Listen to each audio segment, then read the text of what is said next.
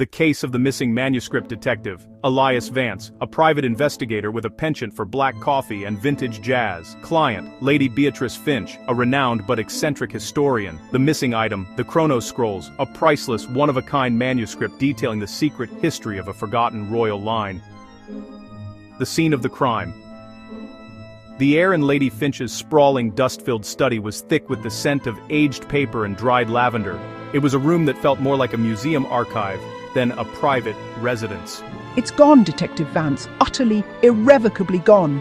Vance stood by the heavy oak desk, his eyes scanning the room. There were no signs of forced entry. The study was on the third floor, and the only windows were latched from the inside, overlooking a steep, ivy-covered wall.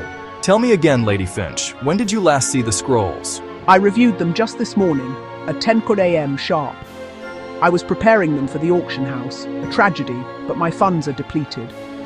I left the room for a simple cup of tea, a 15-minute affair at most.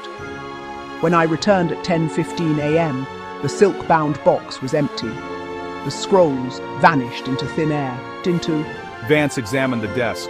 Everything was in its place, except for one detail, a slight, almost invisible dust ring on the polished wood where the manuscript box must have sat, and right beside it, a faint smear of a chalky white substance. The suspect's Lady Finch insisted no one had been in the house, but Vance knew better. A house this size had staff, and a manuscript this valuable attracted unwanted attention. 1. Mr. Alistair Finch, Lady Finch's nephew.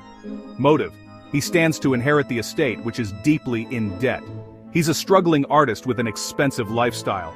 Alibi: claims he was at his studio all morning working on a new sculpture that required him to handle plaster of Paris. 2. Mrs. Gable, the head housekeeper. Motive: her wages have been consistently late. She is an expert on the house's layout and security.